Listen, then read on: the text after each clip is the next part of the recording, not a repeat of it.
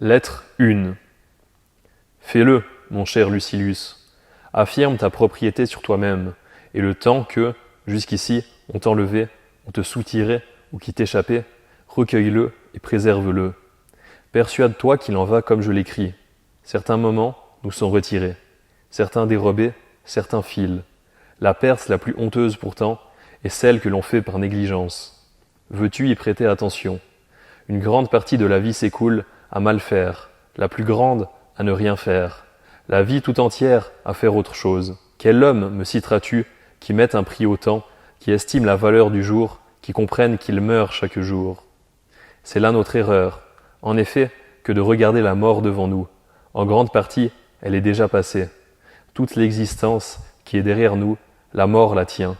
Fais donc, mon cher Lucilius, ce que tu écris que tu fais.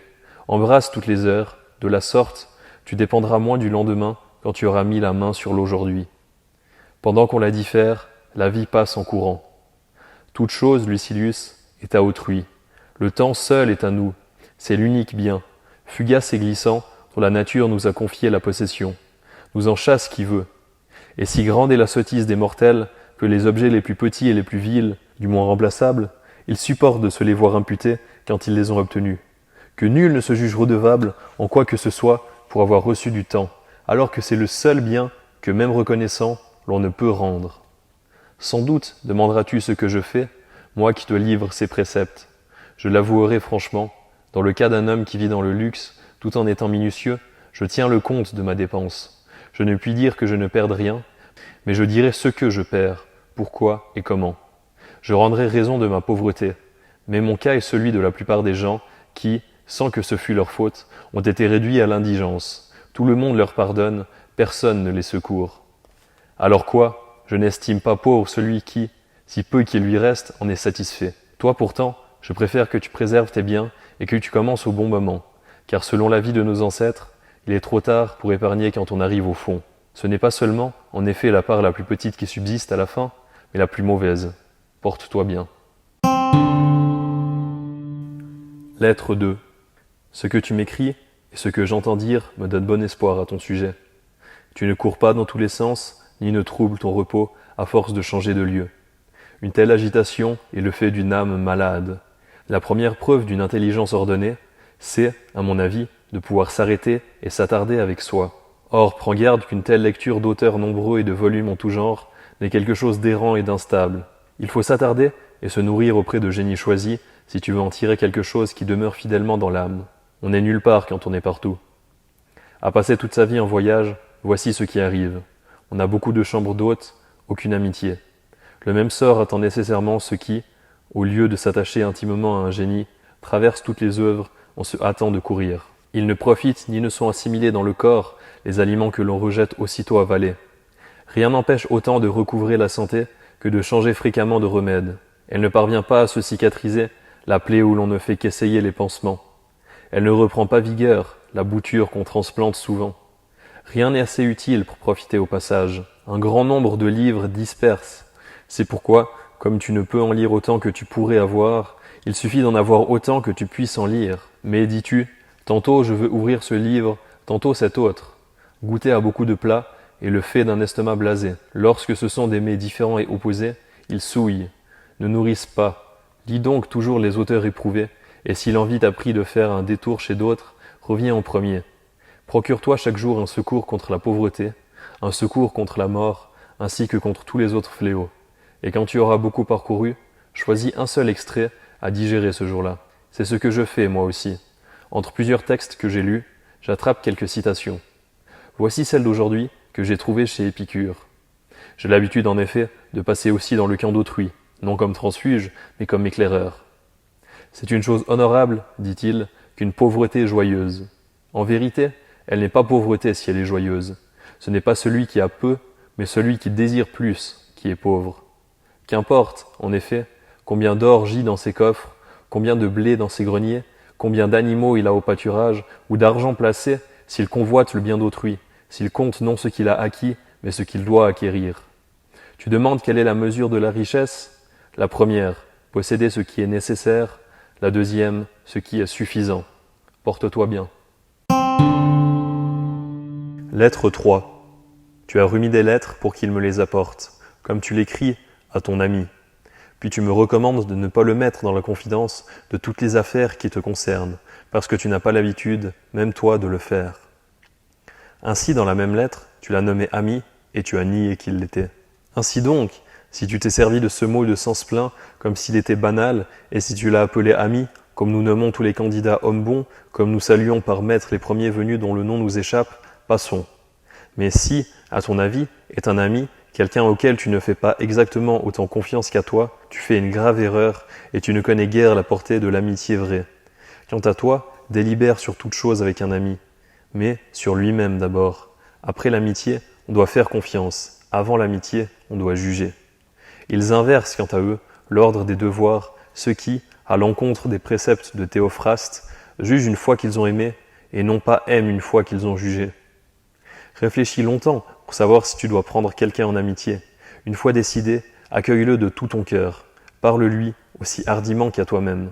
Toi, en tout cas, vis de telle sorte que tu n'aies rien à te confier, que tu ne puisses confier même à ton ennemi.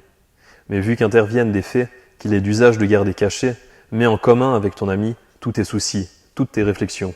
Si tu le crois fidèle, tu le rendras tel, car certains ont enseigné à trahir en craignant de l'être, et ceux-là ont justifié la faute par leurs soupçons.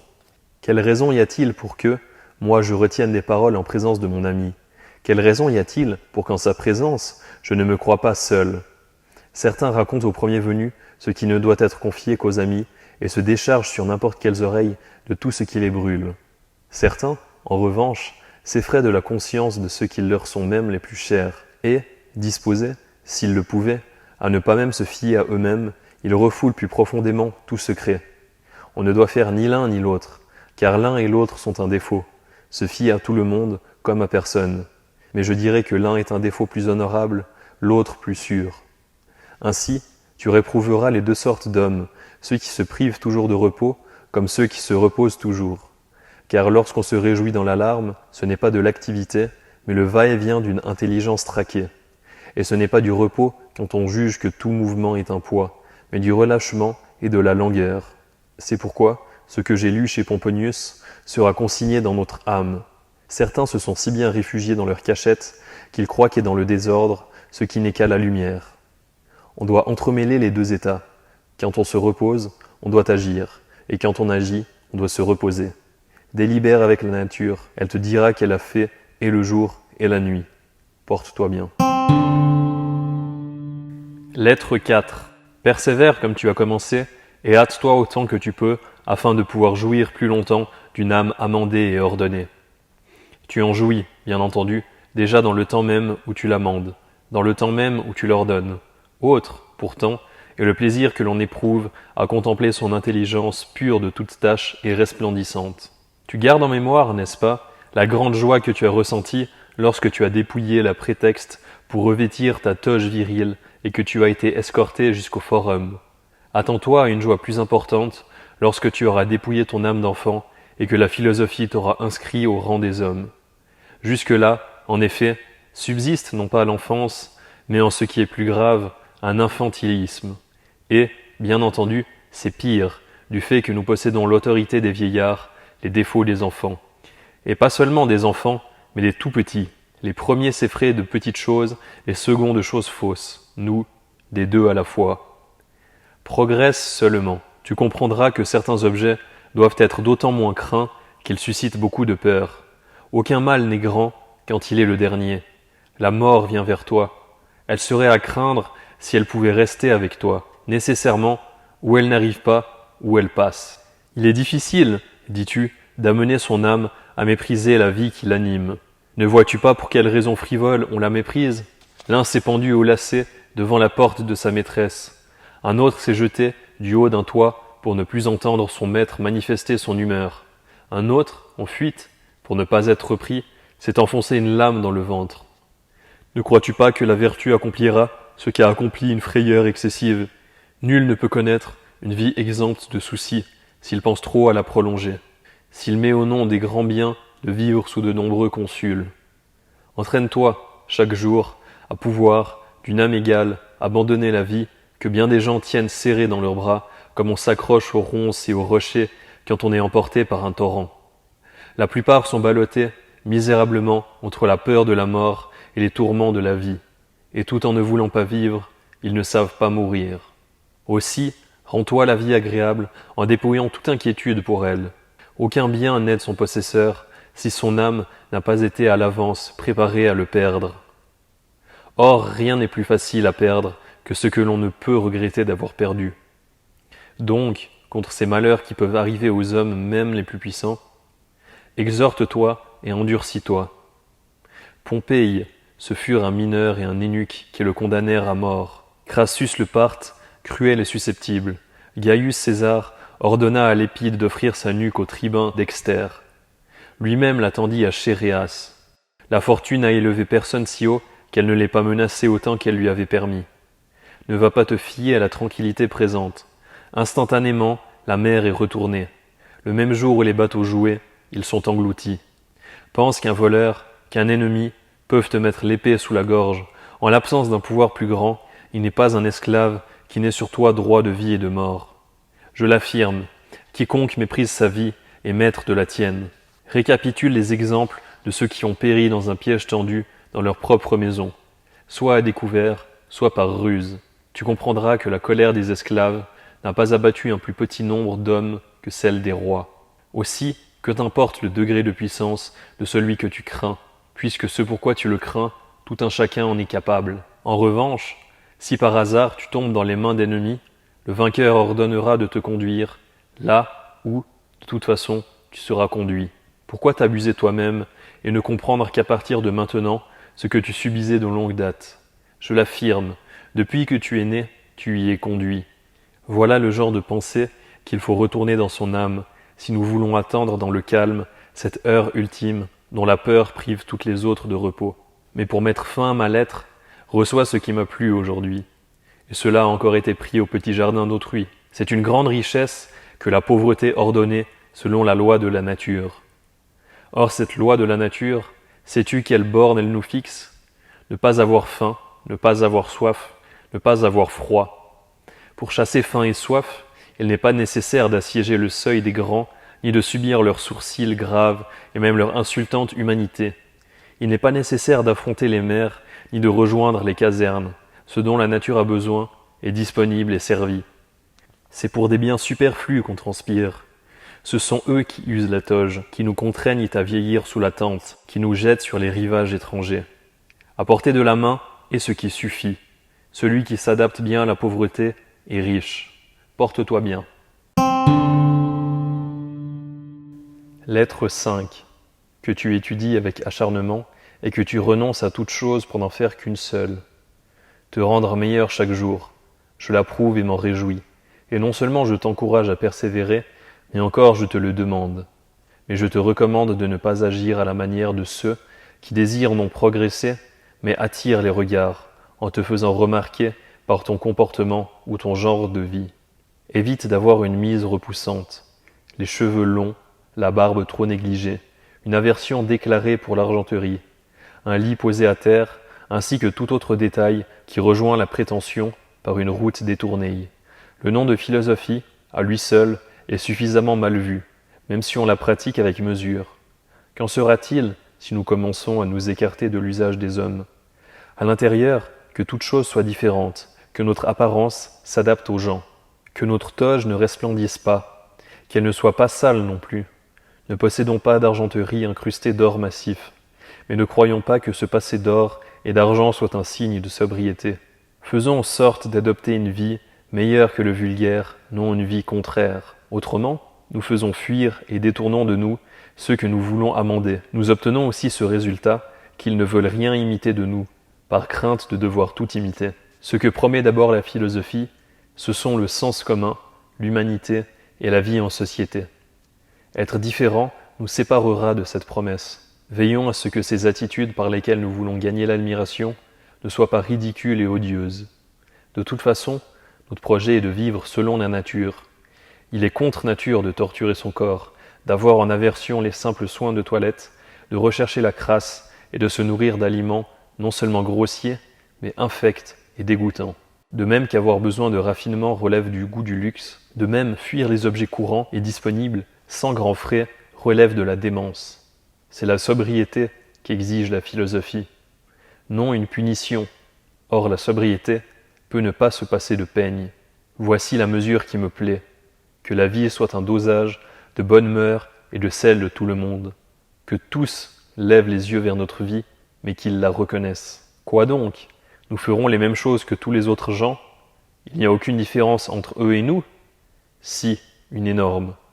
Que l'on sache que nous sommes différents du vulgaire après nous avoir examinés de plus près. Celui qui entrera chez nous nous admirera davantage que notre mobilier. Grand est celui qui se sert de terre cuite, comme si c'était de l'argenterie. Mais n'est pas plus petit celui qui se sert de l'argenterie, comme si c'était de la terre cuite. C'est la marque d'une âme faible de ne pas pouvoir endurer la richesse. Mais pour partager avec toi le petit bénéfice de ce jour aussi, j'ai trouvé chez notre Hécaton que mettre fin au désir remédie encore efficacement à la crainte. Tu cesseras, dit-il, de craindre si tu as cessé d'espérer. Tu demanderas, comment de tels sentiments si opposés vont-ils ensemble? Oui, mon cher Lucilius, contradictoires en apparence, ils sont reliés. Comme une même chaîne unit le prisonnier et le soldat, aussi ces sentiments, qui sont si différents, marchent ensemble. La peur suit l'espérance, et je ne m'étonne pas de les voir aller ainsi. L'un et l'autre relèvent d'une âme tenue en suspens, l'un et l'autre d'une âme qui s'inquiète dans l'attente du futur. Or la cause principale des deux est que nous ne sommes pas ajustés au présent, mais que nous projetons nos pensées loin en avant. C'est pourquoi la prévoyance, le plus grand bien de la condition humaine, s'est tournée en mal. Les animaux fuient à la vue du danger. Après s'être enfuis, ils ne se font plus de soucis.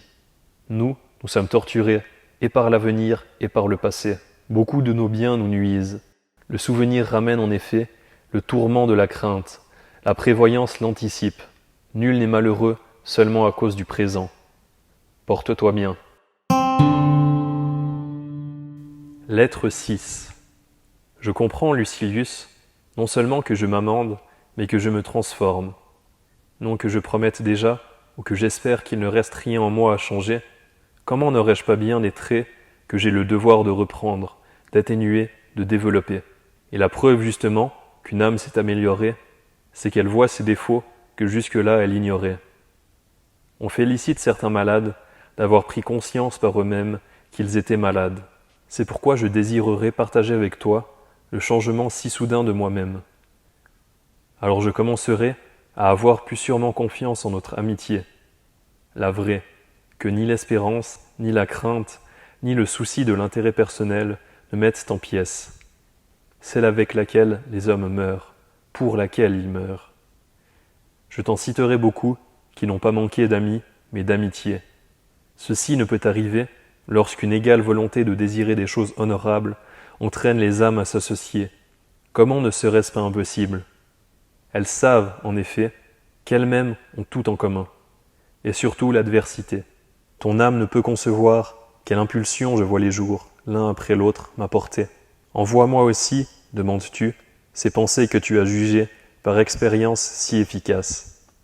Pour ma part, je désire tout transvaser en toi, et je ne me réjouis d'apprendre une chose que pour l'enseigner. Et je n'en savourerai aucune, si extraordinaire et salutaire soit-elle, quand je serai destiné à la savoir pour moi seul. Si la sagesse m'était donnée à cette réserve près, que je la tienne enfermée, et que je ne la communique pas, je la rejetterai. Aucun bien n'est agréable à posséder, si l'on n'y associe personne. C'est pourquoi je t'enverrai les livres eux-mêmes, et afin de t'éviter la peine de chercher partout les passages qui te profiteront, j'apposerai des marques pour que tu arrives tout de suite à ce précisément que j'approuve et admire. Plus, pourtant, que le discours écrit, te profiteront la parole vivante et la compagnie. Il faut que tu viennes sur place, d'abord parce que les hommes se fient davantage à leurs yeux qu'à leurs oreilles, ensuite parce que long est le chemin qui passe par les préceptes, court et efficace, celui qui passe par les exemples. Cléante n'aurait pas exprimé la pensée de Zénon s'il s'était borné à l'écouter. Il participa à sa vie, il pénétra ses secrets. Il l'observa pour savoir s'il vivait selon sa doctrine. Platon et Aristote, et toute la foule des sages qui devaient aller en s'opposant, tirèrent plus des mœurs de Socrate que de ses paroles. Si Métrodore, Hermaque et Polyène devinrent de grands hommes, ce n'est pas d'avoir été à l'école d'Épicure, mais d'avoir été ses camarades. Et si je te fais venir, ce n'est pas seulement dans le but que tu progresses, mais que tu me fasses progresser. Nous nous apporterons, en effet, énormément l'un à l'autre. En attendant, puisque je te dois un petit salaire journalier, je te dirai ce que j'ai savouré aujourd'hui chez Hécaton. Tu demandes, dit-il, quel progrès j'ai fait. J'ai commencé à être l'ami de moi-même. Il a beaucoup progressé, il ne sera jamais seul. Sache qu'il existe, cet ami, pour tous les hommes. Porte-toi bien.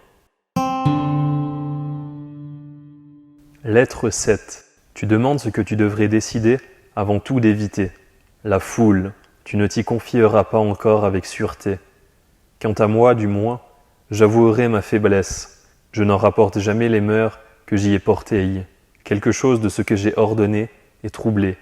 Quelque chose des maux que j'ai mis en fuite revient.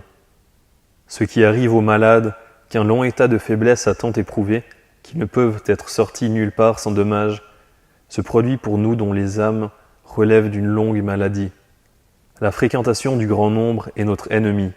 Il y a toujours quelqu'un pour nous faire valoir quelques vices, ou l'imprimer en nous, ou, à notre insu, nous en imprégner. De manière générale, plus grande est la masse des gens à laquelle nous nous mêlons, plus il y a de danger. En vérité, rien ne fait autant de tort aux bonnes mœurs que de rester assis à quelque spectacle. C'est alors que par l'intermédiaire du plaisir, les vices s'insinuent plus facilement. Qu'est-ce que je veux dire d'après toi ? Je reviens plus cupide, plus prétentieux, plus dépendant du luxe. Pire en vérité, plus cruel et plus inhumain. Pour avoir été parmi les hommes, je suis tombé par hasard sur le spectacle de midi, m'attendant à des jeux, à des plaisanteries, à quelques divertissements qui reposent les yeux des hommes du sang humain. C'est le contraire. Tous les combats précédents n'étaient que pitié. Maintenant qu'on a renoncé aux bouffonneries, ce sont de purs homicides. Ils n'ont rien pour se protéger. Leur corps tout entier exposé aux coups. Ils n'envoient jamais leurs bras en vain. La plupart des gens préfèrent cela au duel ordinaire et à leurs vedettes. Comment ne pas les préférer ? Pas de casque, pas de bouclier pour repousser le fer. À quoi bon des protections ? À quoi bon la technique ? Tout cela ne fait que retarder la mort. Le matin, c'est aux lions et aux ours qu'on jette les hommes. À midi, c'est à leurs propres spectateurs. Ils ordonnent de jeter les tueurs à ceux qui les tueront et réservent le vainqueur pour un autre massacre. L'issue, c'est la mort des combattants. La chose s'accomplit au fer et au feu. Voilà ce qui se fait quand l'arène est vide. Mais un tel a commis un vol, a tué un homme. Et alors, parce qu'il a tué, il a mérité ce châtiment ? Toi, qu'as-tu mérité, malheureux pour le regarder ? Tue, fouette, brûle. Pourquoi être si lâche à courir sur le fer ? Pourquoi être si peu hardi à tuer ? Pourquoi mourir si peu de bon gré ? Qu'on le frappe pour le pousser à se faire blesser, qu'ils se donnent des coups mutuels sur leur poitrine nue et offerte. C'est l'entracte. En attendant que des hommes soient égorgés, juste pour faire quelque chose. Allons, vous ne comprenez même pas que les mauvais exemples retombent sur ceux qui les donnent. Rendez grâce au Dieu immortel d'enseigner à être cruel à quelqu'un qui ne peut l'apprendre. On doit dérober à la masse des gens une âme tendre et peu attachée à ce qui est droit. On passe facilement du côté du plus grand nombre. Socrate, Caton, Lélius, la multitude qui ne leur ressemblait pas aurait pu ébranler leur mode de vie. À plus forte raison, aucun d'entre nous, qui sommes précisément en train de nous agencer le caractère, ne peut supporter l'assaut des vices quand ils arrivent avec une si grande escorte. Un seul exemple de luxe ou de cupidité fait beaucoup de mal. Un convive raffiné ôte le nerf et amollit peu à peu. Un voisin riche excite la convoitise. Un méchant compagnon, si candide et simple soit celui à qui il s'est frotté, y dépose sa rouille. Qu'arrive-t-il, selon toi, à de telles mœurs lorsque la collectivité leur a donné l'assaut ? Nécessairement, ou tu imiteras, ou tu détesteras. Or l'un et l'autre sont à éviter. Ne te fais pas semblable aux mauvais parce qu'ils sont en nombre. Ne te fais pas non plus l'ennemi du nombre parce qu'ils ne te ressemblent pas. Rentre en toi-même autant que tu peux. Fréquente ceux qui te rendront meilleur. Accueille ce que tu peux, toi, rendre meilleur. Ces services sont mutuels, et les hommes apprennent en enseignant. Il n'y a pas de raison que la gloire de faire connaître au public ton talent te conduise sur le devant de la scène, à vouloir leur faire des lectures ou des conférences. Ce que je voudrais que tu fasses, si tu avais pour cette masse de gens une marchandise adaptée, il n'est personne qui puisse te comprendre. Il se trouvera quelqu'un peut-être, un ou deux, et cet homme-ci, tu devras le former et l'éduquer à la compréhension de toi-même. Pourquoi donc ai-je appris ces choses ? Il n'y a pas de raison de craindre d'avoir perdu ta peine si tu as appris pour toi. Mais pour ne pas avoir appris pour moi seul aujourd'hui, je partagerai avec toi 3 phrases qui se présentent à moi, remarquablement dites, presque de même sens. Avec l'une d'elles, cette lettre payera son dû. Reçois-en 2 à titre d'avance. Démocrite dit « Un seul homme vaut pour moi la masse des gens, et la masse des gens en vaut un seul. » Il a bien parlé celui-là, aussi, quel qu'il fût, car on hésite sur l'auteur, quand on lui demanda à quoi visait une si grande minutie dans une science destinée à n'atteindre que très peu de gens. « J'ai assez, dit-il, de peu de gens, assez d'un seul homme, assez d'aucun. » Remarquablement dit, ce 3e mot d'Épicure, lorsqu'il écrivait à l'un de ses camarades d'études. Ces choses, moi je ne les dis pas à beaucoup de gens, mais à toi, car nous sommes l'un pour l'autre un assez grand théâtre. Ces phrases, mon cher Lucilius, tu dois les enfouir dans ton âme, afin de mépriser le plaisir qui vient de l'assentiment du plus grand nombre. Beaucoup font ton éloge. As-tu de quoi te plaire à toi-même, si tu es homme à te faire comprendre de beaucoup? Que tes biens regardent vers l'intérieur. Porte-toi bien. Lettre 8. C'est toi qui m'ordonnes, dis-tu, d'éviter la foule, de me retirer et de me contenter de ma conscience. Où sont ces préceptes qui sont les vôtres, commandant de mourir dans l'action? Quoi? Je te semble, moi, conseiller l'inertie? Si je me suis caché et j'ai fermé ma porte, c'est dans le but de pouvoir être profitable à plus de gens. Pas un seul jour ne s'est écoulé pour moi dans le loisir. Une partie de mes nuits, j'en donne la propriété à l'étude. Je ne me libère pas pour faire place au sommeil. J'y succombe, et je retiens sur l'ouvrage mes yeux qui se ferment fatigués de veiller. Je me suis retiré, non seulement loin des hommes, mais des affaires, à commencer par mes propres affaires. Je travaille à celles de la postérité. Je rédige des choses qui puissent lui être profitables. Je consigne dans mes écrits des recommandations de santé, comme des formules de médication utiles dont j'ai éprouvé l'efficacité sur mes plaies, qui, encore qu'elles ne soient pas complètement guéries, ont cessé de s'étendre. J'indique à autrui le droit chemin que j'ai reconnu sur le tard et là adhéré. Je crie, évitez tous les biens qui plaisent aux vulgaires, que le hasard attribue. Devant tout bien fortuit, arrêtez-vous, remplis de soupçons et d'effroi. Le gibier et le poisson aussi sont dupés par quelques espérances qui les amusent. Vous pensez que ces objets sont des cadeaux de la fortune? Ce sont des pièges. N'importe lequel d'entre vous qui voudra passer sa vie en sûreté évitera le plus possible ces bienfaits pleins de glu qui, pour notre plus grand malheur, nous trompent aussi par ce leurre. Nous croyons les posséder, nous y sommes collés. Cette course conduit au précipice. La fin de cette vie qui fait saillie, c'est de tomber. Puis, il n'est même pas permis de résister lorsque la chance s'est mise à nous faire dévier, ou, du moins, de couler à pic ou d'un seul coup. La fortune ne retourne pas, mais fait chavirer et fracasse. Tenez-vous-en donc à cette forme de vie saine et salutaire de ne complaire à votre corps que pour autant qu'il suffit à une bonne santé. On doit le traiter plutôt durement de peur qu'il n'obéisse mal à l'âme. Que la nourriture apaise la faim, que la boisson étanche la soif, que le vêtement préserve du froid, que la maison soit une défense contre les intempéries. Qu'elle ait été construite avec du gazon ou en pierre multicolore venue de l'étranger, peu importe. Sachez qu'un homme est aussi bien protégé par la chaume que par l'or. Méprisez tout ce qu'un effort superflu place comme ornement et décoration. Pensez qu'il n'est rien d'admirable, sauf l'âme, que rien n'est grand pour elle quand elle est grande. Si je destine ces paroles à moi-même, si je les destine à la postérité, est-ce que je ne te semble pas plus profitable que lorsque je descendais au forum pour comparaître comme défenseur, ou quand j'apposais le sceau de mon anneau sur les tablettes d'un testament? ou quand, au Sénat, j'appuyais de la voix et du geste un candidat. Crois-moi, ceux qui semblent ne rien faire font de plus grandes choses. Ils traitent à la fois des choses humaines et divines.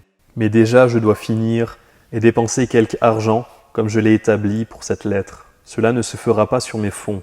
C'est encore Épicure que nous pillons, lui dont j'ai aujourd'hui lu cette parole. Il faut que tu sois l'esclave de la philosophie pour obtenir la liberté vraie. Il n'y a pas un jour de délai quand on s'est assujetti et livré à elle. On tourne aussitôt sur soi-même, car être esclave de la philosophie, voilà justement la liberté.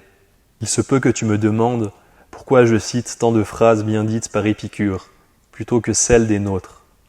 Quelle raison as-tu, cependant, toi, de penser que ces paroles appartiennent à Épicure, non pas à tout le monde? Combien de poètes disent ce que les philosophes soit ont dit, soit devraient dire? Je ne toucherai pas au tragique, ni à nos pièces en toge, car elles ont, elles aussi, quelque chose de sévère, et se situent au milieu entre comédie et tragédie. Quelle quantité de vers très significatifs se trouvent parmi les mimes? Combien de mots de Publius devraient être dits, non par des acteurs déchaussés, mais en cothurne? Je ne te citerai qu'un vers de lui, qui concerne la philosophie, et précisément la partie qui était tout à l'heure entre nos mains, quand il déclare que les biens fortuits ne doivent pas compter dans notre avoir. Appartient à autrui tout ce que des souhaits font survenir. Je me souviens que tu as exprimé cette idée de façon bien meilleure et plus resserrée. N'est pas tien ce que la fortune a fait tien. Je n'oublierai pas que tu l'as exprimé encore mieux. Bien qui a pu être donné, peut être enlevé. Ceci, je ne l'impute pas à mon règlement. Je te le donne sur tes fonds. Porte-toi bien. Lettre 9. Tu aimerais savoir si Épicure a ou non raison de réprouver dans une lettre ceux qui disent que le sage se contente de lui-même et, de ce fait, n'a pas besoin d'amis. Ce reproche est fait à Stilbon, par Épicure, et à ceux qui sont d'avis que le souverain bien réside dans une âme impassible. Nous tombons inévitablement dans l'ambiguïté si nous voulons traduire apatheia à la va-vite, par un seul mot, en disant impassibilité. Il se pourra en effet que l'on comprenne le contraire de ce que nous voulons exprimer. Quant à nous, nous voulons parler de celui qui repousse toute sensation de douleur. On entendra « celui qui ne pourrait connaître de douleur ». Vois donc s'il n'est pas plus satisfaisant de dire soit âme invulnérable, soit âme placée en dehors de toute souffrance. La différence entre eux et nous, c'est que notre sage remporte, bien sûr, la victoire sur toute espèce d'incommodité, mais il la ressent. Le leur ne le ressent même pas. Le point commun entre eux et nous, c'est que le sage se contente de lui-même. Mais, pourtant, il veut posséder un ami, un proche, un camarade, bien que lui-même se suffise. Vois combien il se contente de lui. Parfois, il ne se contente que d'une partie de lui. Si une maladie ou un ennemi lui retranche une main, si quelque accident lui fait perdre un œil ou même les 2 yeux, les membres qui lui restent le satisferont, et il sera, avec un corps diminué et amputé, aussi joyeux qu'il l'était, le corps intact. Mais tout en ne regrettant pas les parties qui lui manquent, il préférerait qu'elles ne manquent pas. Si le sage se contente de lui, ce n'est pas qu'il veut être sans amis, mais qu'il le peut. Et quand je dis peu, cela signifie il supporte l'âme égale de l'avoir perdu. Il ne restera bien sûr jamais sans amis. Il est en son pouvoir de s'en refaire au plus vite, comme Phidias, qui, s'il voit une statue détruite, en fera tout de suite une autre. Ainsi cet expert dans l'art de se faire des amitiés remplacera par une autre celle qu'il a perdue. Tu demandes comment il se fera si vite un ami? Je le dirai, si toi et moi convenons que je te paie sur le champ ce que je dois et que pour le règlement de cette lettre, nous soyons quittes. Et qu'a-t-on dit? Je t'indiquerai, moi, un filtre d'amour sans drogue, sans herbe, sans aucune incantation magique. Si tu veux être aimé, aime. Or, ce qui comporte un grand plaisir, ce n'est pas seulement d'entretenir une amitié, vieille et sûre, c'est encore de commencer et d'en acquérir une nouvelle. La différence qu'il y a entre un paysan qui récolte et celui qui sème, c'est celle qu'il y a entre celui qui s'est acquis un ami et celui qui est en train de l'acquérir. Le philosophe Attal avait l'habitude de dire qu'il était plus agréable de se faire un ami que d'en avoir un. Comme pour un artiste, Il est plus agréable de peindre que d'avoir peint. Cette inquiétude, accaparée par son œuvre, comporte un amusement immense, dû à l'accaparement même. Il n'en éprouve pas autant celui qui a écarté sa main de l'œuvre achevée. Désormais il jouit du fruit de son art. Il jouissait de l'art même, tandis qu'il peignait. L'adolescence porte plus de fruits chez les enfants, mais leur premier âge a plus de douceur. Maintenant, retournons à notre projet. Le sage, encore qu'il se contente de lui, veut pourtant avoir un ami, ne serait-ce que pour exercer son amitié, afin qu'une vertu si grande ne reste pas inactive, non dans le but dont parlait Épicure précisément dans cette lettre, pour avoir quelqu'un qui s'asseye auprès de lui quand il est malade, qui lui porte secours quand il est jeté dans les fers ou privé de ressources, mais pour avoir quelqu'un auprès de qui lui-même s'asseye quand il est malade, qu'il libère lui-même quand des ennemis le gardent prisonnier. Celui qui ne regarde que lui, et pour cette raison s'engage dans une amitié, pense mal. Il finira comme il a commencé. Il s'est procuré un ami destiné à lui prêter appui contre les fers. Au premier cliquetis de chaîne, il s'en ira. Ce sont amitiés que le peuple appelle de circonstance, qui a été choisi par intérêt, plaira aussi longtemps qu'il présentera un intérêt. Voilà pourquoi ceux qui prospèrent se voient entourés d'une foule d'amis. Autour de ceux qui sont ruinés, c'est le désert, et les amis s'enfuient dès lors qu'ils sont mis à l'épreuve. Voilà pourquoi il y a un tel nombre d'exemples sacrilèges. Les uns vous abandonnent par peur, les autres vous trahissent par peur. Nécessairement, les débuts et la fin se correspondent. Celui qui commence à devenir ami parce que cela l'arrange, appréciera un gain qui va contre l'amitié, si, en elle, il apprécie quoi que ce soit en dehors d'elle-même. Dans quel but te procures-tu un ami ? Pour avoir quelqu'un pour qui je puisse mourir, pour avoir quelqu'un que je suive en exil, à la mort de qui je m'oppose et me dépense. Ce que tu décris, toi, c'est une relation d'affaires, non une amitié, qui va vers ce qui est commode, qui regarde ce qu'elle obtiendra. Sans doute y a-t-il quelque ressemblance entre l'amitié et la passion amoureuse. Tu pourrais dire quelle est la folie de l'amitié. Arrive-t-il donc que l'on aime par goût du lucre, par ambition ou par gloire ? L'amour lui-même, à lui seul, négligeant tout autre objet, enflamme les âmes du désir de la beauté, non sans l'espoir d'un attachement réciproque. Quoi donc ? Une passion honteuse se forme à partir d'une cause plus honorable qu'elle. Il ne s'agit pas, dis-tu, pour l'instant de savoir si l'amitié doit être ou non recherchée pour elle-même. Mais si, c'est avant tout ce que l'on doit prouver, car si elle doit être recherchée pour elle-même, peut aller vers elle celui qui se contente de lui-même. Comment donc va-t-il vers elle ? Comme vers une chose très belle, sans être pris par le goût du lucre, ni terrorisé par les variations de la fortune. On retire à l'amitié sa majesté, quand on se la procure pour profiter de bonnes occasions. Le sage se contente de lui. Cette phrase, mon cher Lucilius, la plupart des gens l'interprètent de travers. Ils écartent le sage de partout et le confinent à l'intérieur de sa peau. Or, on doit distinguer le sens et la portée de cette parole. Le sage se contente de lui pour vivre heureux, non pour vivre. Dans ce dernier cas, en effet, il a besoin de beaucoup de choses. Dans le premier, seulement d'une âme saine, redressée et regardant de haut la fortune. Je veux aussi t'expliquer la distinction que fait Chrysippe. Il dit que le sage ne manque de rien, et cependant qu'il a besoin de beaucoup de choses, au contraire du sot qui n'a besoin de rien, car il ne sait se servir de rien, mais qui manque de tout. Le sage a besoin de mains, d'yeux et de nombreux ustensiles nécessaires dans la vie quotidienne. Il ne manque de rien, car manquer relève de la nécessité. Rien n'est nécessaire au sage. Donc, quoiqu'il se contente de lui-même, il a besoin d'amis. Il désire en avoir le plus possible, non pas pour vivre heureux, car il vivra heureux même sans amis. Le souverain bien ne demande pas de moyens à l'extérieur. Il se cultive à domicile, il vient tout entier de soi. Il commence à être assujetti à la fortune s'il demande au dehors une partie de soi. Quelle est, cependant, la vie qui attend le sage s'il se trouve abandonné, sans amis, qu'il ait été jeté en prison, ou bien isolé en pays étranger, ou bien retenu dans une longue navigation, ou échoué sur une rive déserte ? Elle sera comme celle de Jupiter, lorsqu'une fois le monde dissous et les dieux confondus en un seul être, la nature se relâche un peu, il se repose, livré à lui-même dans ses pensées. Le sage fait quelque chose comme cela, il se cache en lui-même, il reste avec lui-même. Tant que, bien entendu, il lui est permis d'arranger ses affaires selon son propre jugement, il se contente de lui et prend femme. Il se contente de lui et a des enfants. Il se contente de lui et, cependant, il ne saurait vivre s'il était destiné à vivre sans son semblable.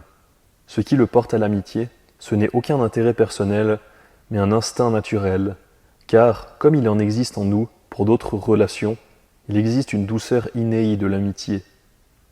De même qu'il existe une aversion pour la solitude et une recherche de la vie en société, de même que la nature concilie l'homme avec l'homme, de même, il existe dans cette relation, là aussi, un aiguillon pour nous faire rechercher des amitiés.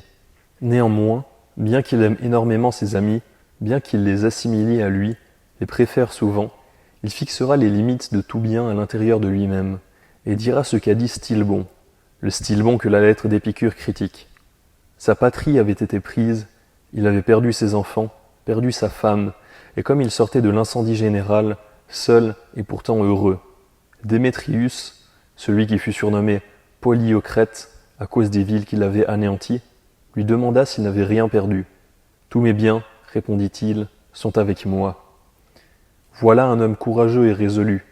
C'est la victoire même de son ennemi qui l'a vaincu. « Je n'ai rien perdu, répondit-il. Il l'a contraint à douter de sa victoire. Tout ce qui est à moi est avec moi. Justice, vaillance, prudence.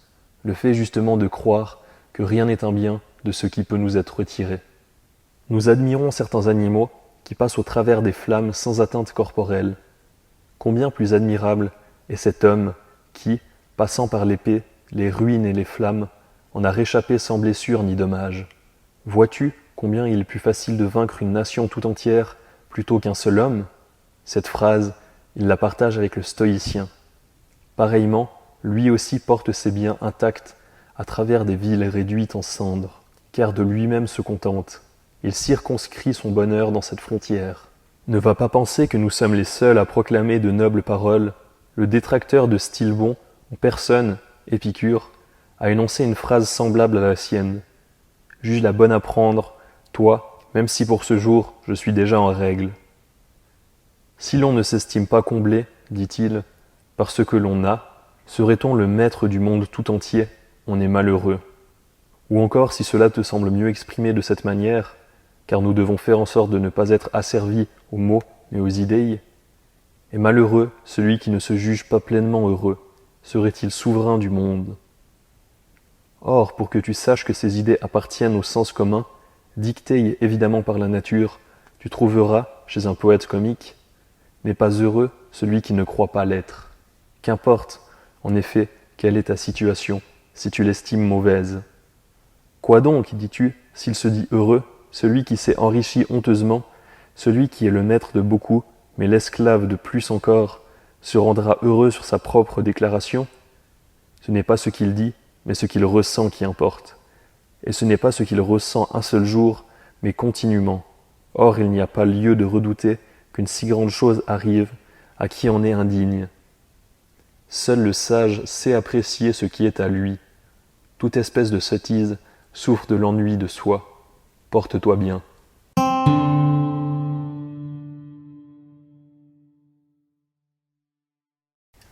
Lettre 10. C'est ainsi, je ne change pas d'avis. Fuis le grand nombre, fuis le petit nombre, fuis même l'homme seul. Je n'ai personne avec qui je voudrais te voir en relation. Et vois quel jugement je porte sur toi. J'ose te confier à toi. Cratès, à ce qu'on raconte, disciple justement de ce Stilbon dont j'ai fait mention dans ma lettre précédente, voyant un tout jeune homme se promener à l'écart, lui demanda ce qu'il faisait là-bas, seul. « Je parle, répondit-il, avec moi-même. » Cratès lui répliqua. « Prends garde, je t'en prie, et fais bien attention, c'est avec un homme mauvais que tu parles. Nous gardons à vue d'habitude qui est en deuil, qui vit dans la crainte, afin qu'il ne fasse pas mauvais usage de la solitude. Il n'est personne parmi les hommes, dénué de prudence, qui doivent être abandonnés à soi-même. C'est alors qu'il médite de mauvais desseins qu'ils bâtissent des plans qui seront dangereux, soit pour les autres, soit pour eux-mêmes, qu'ils rangent en ordre de bataille leurs désirs malhonnêtes. C'est alors que tout ce que leur âme dissimulait, soit par peur, soit par honte, elle l'étale, qu'elle aiguise leur audace, qu'elle excite leur sensualité, qu'elle aiguillonne leur irascibilité. Finalement, l'unique commodité que comporte la solitude, de ne faire aucune confidence à quiconque, de ne pas craindre un indicateur, est perdu pour le sot. Lui-même se trahit. Vois donc ce que j'espère de toi, mieux ce dont je me porte garant, car l'espérance est le nom d'un bien incertain. Je ne trouve personne avec qui je préférerais que tu sois, plutôt qu'avec toi. Je me remémore avec quelle grande âme tu as lancé certaines affirmations, de combien de vigueur elles étaient remplies. Je m'en suis tout de suite félicité, et j'ai dit « Ces propos ne sont pas venus du bout des lèvres, ces paroles ont un fondement. Cet homme n'est pas n'importe quel individu, il vise à la santé. Parle comme cela, vis comme cela, veille à ce que rien ne te rabaisse. Tes vœux anciens, tu peux bien en faire grâce aux dieux. Formule-en d'autres, complètement nouveaux. Demande une bonne intelligence, une bonne santé de l'âme, puis seulement celle du corps. Pourquoi ne ferais-tu pas souvent, toi, de tels vœux? Demande aux dieux avec audace. Tu ne lui demanderas rien qui dépende d'autrui. Mais selon ma coutume, j'enverrai ma lettre accompagnée d'un petit cadeau. Elle est vraie, la pensée que j'ai trouvée chez Athénodore. Sache que tu seras délivré de tous les désirs dès lors que tu seras parvenu à ne rien demander aux dieux que tu ne puisses demander ouvertement. De nos jours, en effet, quel degré atteint la démence des hommes? Ils chuchotent aux dieux les vœux les plus honteux. Si quelqu'un prête l'oreille, ils se tairont, et ce qu'ils ne veulent pas qu'un homme sache, ils le racontent aux dieux. Vois donc si l'on ne peut énoncer ce précepte de manière salutaire. Vis avec les hommes comme si le Dieu te voyait. Parle avec le Dieu comme si les hommes t'entendaient. Porte-toi bien.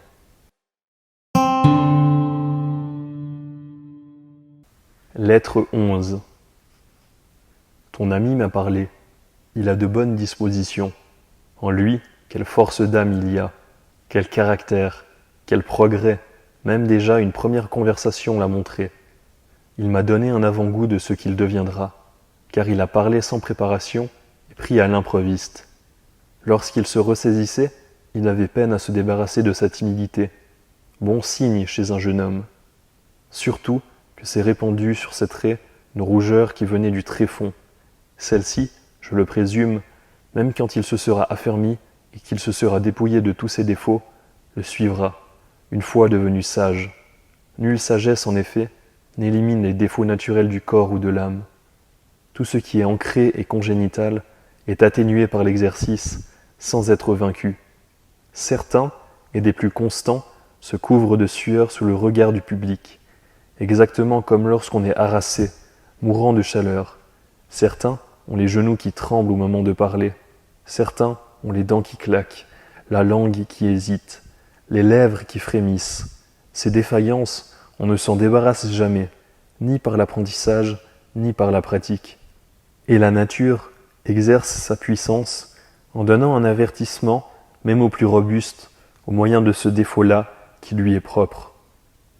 Parmi elles, je sais qu'il y a la rougeur qui se répand tout d'un coup jusque sur les traits des personnages les plus imposants. Elle apparaît, bien sûr, davantage chez les jeunes gens qui ont le sang plus chaud et le front tendre.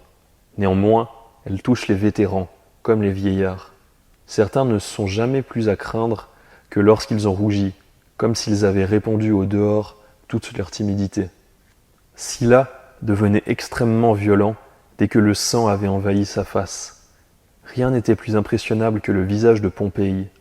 Jamais il ne se présentait devant un certain nombre de gens sans rougir, en particulier dans les assemblées.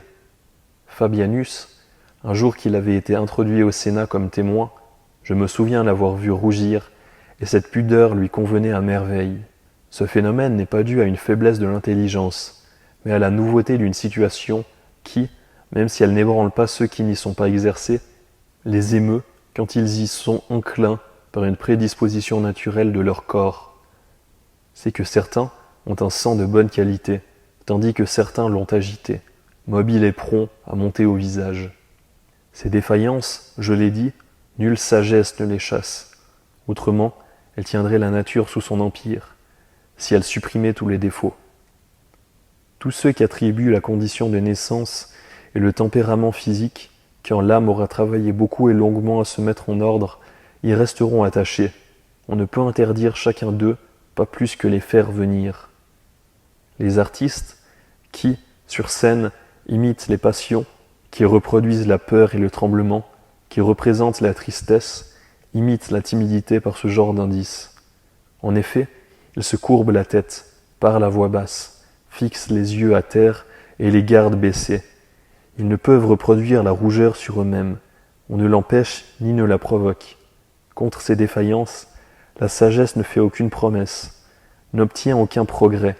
Elles sont autonomes, viennent sans avoir reçu l'ordre, s'en vont sans en avoir reçu l'ordre. Déjà, ma lettre réclame une conclusion. En voici une utile, bien sûr, et salutaire, que je veux que tu graves dans ton âme. Notre affection doit élire un homme bon et le tenir toujours sous nos yeux, afin que nous vivions comme s'il nous regardait et que nous agissions en toutes choses comme s'il nous voyait. Ce précepte, mon cher Lucilius, c'est Épicure qui l'a énoncé. Il nous a donné un gardien et un pédagogue, et ce n'est pas sans raison. On supprime une grande partie des fautes s'il se trouve un témoin auprès de ceux qui vont les commettre. Que l'âme est quelqu'un qu'elle respecte, dont l'autorité lui serve à rendre plus sacrée jusqu'à sa vie secrète. Heureux celui dont non seulement la présence, mais encore la pensée nous amende. Heureux celui qui peut respecter quelqu'un de telle sorte qu'il se mette en ordre et s'arrange à son seul souvenir. Qui peut respecter quelqu'un de la sorte se rendra vite respectable. Choisis donc Caton. S'il te semble trop rigide, choisis Lélius, personnage à l'âme plus détendue. Choisis celui dont te plaît la vie comme le langage, et jusqu'à la physionomie qui reflète son âme. Montre-le-toi toujours, soit comme gardien, soit comme exemple.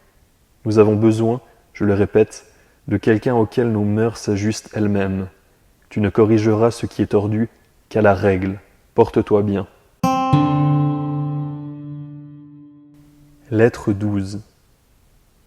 Où que je me tourne, je vois des preuves de ma vieillesse. J'étais arrivé dans ma propriété de banlieue et je me plaignais des dépenses à faire pour le bâtiment en train de se délabrer. Le régisseur m'affirme que ce n'est pas la faute de sa négligence, qu'il fait tout le nécessaire, mais que la villa est vétuste. Cette villa a grandi entre mes mains.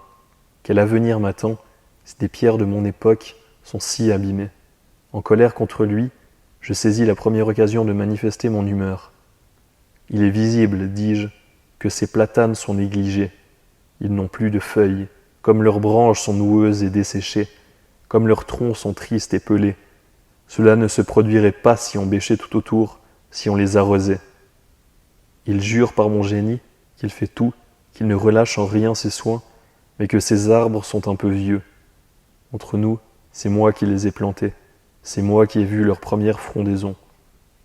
M'étant tourné vers la porte, « Qui est celui-là » dis-je, ce vieux décrépit. On a eu raison de le rapprocher de l'entrée, car il a déjà les pieds devant. Où as-tu fait cette trouvaille?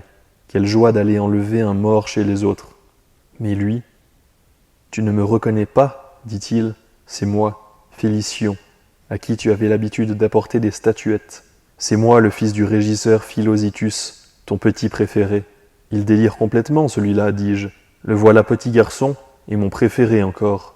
C'est tout à fait possible, surtout que les dents lui tombent. Je le dois à ma propriété de banlieue. Ma vieillesse m'est devenue visible, où que je me sois tourné. Embrassons-la et aimons-la. Elle est pleine de plaisir si on sait l'utiliser.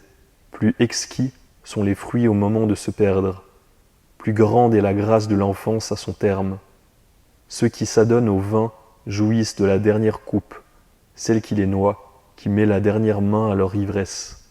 Ce que comporte de plus agréable en lui tout plaisir, il le reporte dans sa propre fin. Plus agréable est l'âge qui déjà décline, non pourtant d'une chute précipitée, et celui qui se tient, comme l'eau, au bord des tuiles, à mon avis comporte aussi ses propres plaisirs. Ou bien, ce qui, justement, vient remplacer les plaisirs. Ces coquins ne lui manquent. Qu'il est doux d'avoir fatigué ses désirs et de les avoir laissés en arrière. Il est pesant, dis-tu, d'avoir la mort sous les yeux. D'abord on doit l'avoir sous les yeux, tant vieillard que jeune homme, car nous ne sommes pas convoqués d'après la liste du sang. Ensuite, nul n'est si vieux qu'il n'espère impudemment un jour de plus. Or, un jour de plus est un pas dans la vie. L'existence tout entière est divisée en parties et présente des cercles concentriques qui vont des plus grands aux plus petits. Il y en a un qui les embrasse et les entoure tous. Celui-ci s'étend du jour de la naissance au dernier.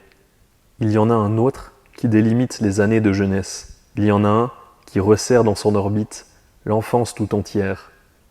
Il y a ensuite une année qui, à elle seule, contient en elle tous les moments dont la multiplication compose la vie. Le mois est circonscrit dans un cercle plus étroit.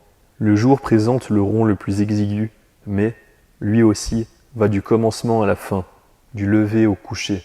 C'est ce qui fait dire à Héraclite, qui doit son surnom à l'obscurité de son langage, « Un seul jour est l'égal de chacun ».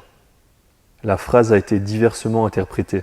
L'un a dit en effet qu'il était égal en nombre d'heures, et il ne ment pas, car si le jour est une période de 24 heures, nécessairement tous les jours sont égaux, entre autres parce que la nuit occupe ce que le jour a perdu. Un autre affirme qu'un seul jour est l'égal de tous par similitude. L'espace de temps le plus long, en effet, ne comporte rien que l'on ne retrouve aussi dans un seul jour, la lumière et la nuit, et c'est pour établir les retours alternés du monde que ces moments durent davantage, sans que le jour tantôt ne raccourcisse, tantôt ne s'allonge. Aussi doit-on ordonner chaque jour, comme s'il fermait la marche, parachever la vie et la mener à sa plénitude. Pacuvius, qui, à force d'y exercer, s'était approprié la Syrie après les libations et ce fameux repas de funérailles qu'il organisait en son propre honneur, se faisait porter de la salle à manger dans sa chambre, tandis qu'au milieu des applaudissements de ses favoris, on chantait en musique « Bébiotaille, Bébiotaille ». Il ne se passa pas de jour sans qu'il ne se fût enterré. Ce que cet homme faisait par mauvaise conscience, nous faisons-le par bonne conscience. Et au moment d'aller dormir, disons plein de joie et de gaieté, « J'ai vécu et j'ai parcouru la carrière que m'avait donnée la fortune. Si le Dieu ajoute un lendemain, recevons-le avec joie. Il est très heureux et possesseur sans souci de lui-même, celui-là qui attend le lendemain sans inquiétude. Tout homme qui a dit « J'ai vécu » se lève chaque jour pour un profit supplémentaire. Mais déjà je dois fermer ma lettre. Elle arrivera ainsi, dis-tu, sans quelques petites sommes pour moi. N'aie crainte, elle emporte quelque chose avec elle. Quelque chose, ai-je dit, beaucoup. Quoi de plus lumineux, en effet, que cette parole que je lui livre pour te la transmettre. C'est un mal de vivre dans la nécessité, mais à vivre dans la nécessité, il n'y a aucune nécessité. Comment n'y en aurait-il pas aucune? Sont ouvertes de tous côtés les routes vers la liberté, nombreuses, courtes, faciles. Rendons grâce au Dieu de ce que nul ne peut être retenu en vie. Il est permis de piétiner les nécessités elles-mêmes. C'est Épicure, demandes-tu, qui l'a dit. Qu'as-tu à faire avec ce qui vient d'autrui? Ce qui est vrai est à moi. Je persévérerai à tâtonner de l'Épicure, afin que les gens qui ne jurent que par les mots, sans prendre en considération ce qui est dit, mais par qui, sachent que les meilleurs sont un patrimoine commun. Porte-toi bien.